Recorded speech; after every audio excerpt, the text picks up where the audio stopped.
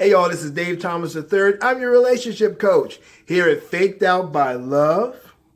Look, y'all, whatever you do, never ever date, let alone marry someone who has a crab-like personality. Never date a crab. If you notice the characteristics of a crab, when you pull a crab out of a bucket with a lot of other crabs, they try to hold that one crab that's coming up down. And when you're dating somebody like that, or you're married to somebody like that, your life can only go one way, down. Your life can only go south. Your life will never ascend to the greatness that you deserve. Your life will never become the full measure of its own potential, because you're dealing with somebody who never wants to see you succeed, ever. I've dated people like that before. I dated one particular girl who always wanted to see me fail. You know, even one time when it took me 3 days to get my driver's license, not because I failed any of the tests or anything like that, but because of administrative reasons, she seemed genuinely happy that I failed at getting my driver's license.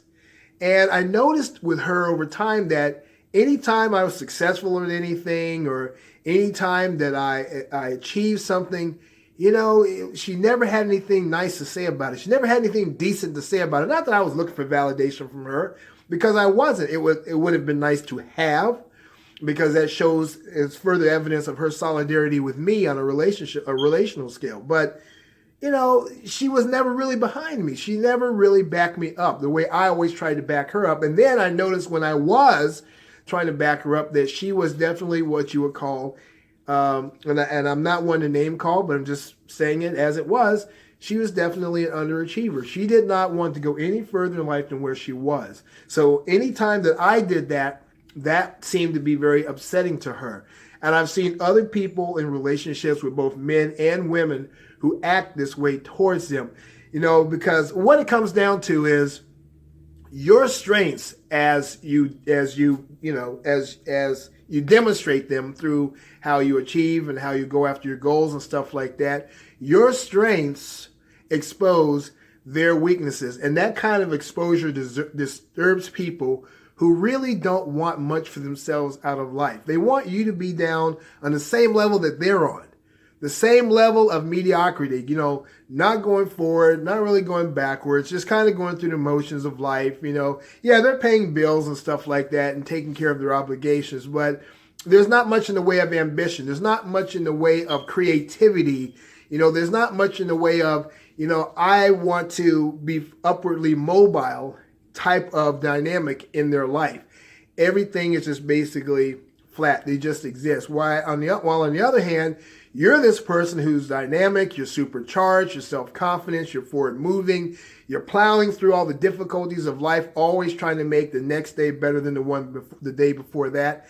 And those other people just ain't about all that. So avoid those type of people. It's good to get involved with somebody who at least on a mental scale have the same type of ideology and life doctrines that you do. In other words, you know, maybe you guys aren't both, you know, engineers, or you're not both entrepreneurs or whatever, but you both have the same yearning to advance in life. That in itself is a beautiful thing, and that in itself, quite often with most relationships, is enough to keep them going for a long time.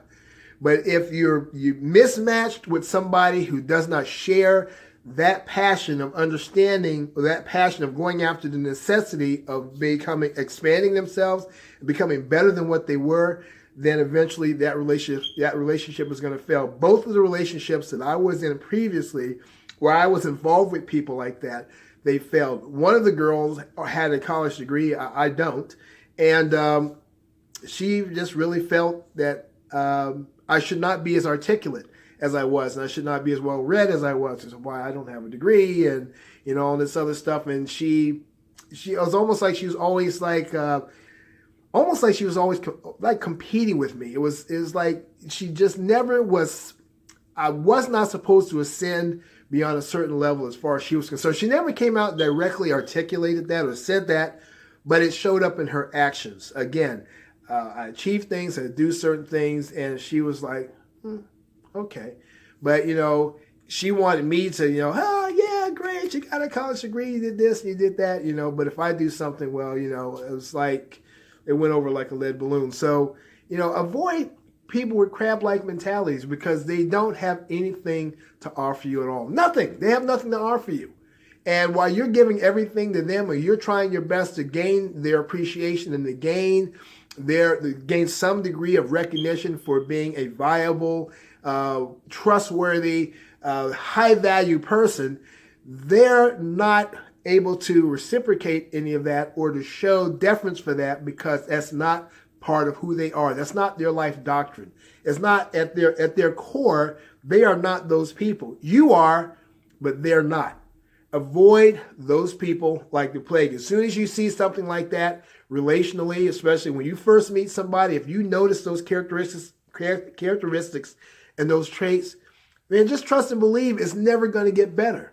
So get the hell out of there. Go on and eventually attract someone to you or find someone who shares your life doctrine of being successful, being upwardly mobile, and being progressive and advancing in life.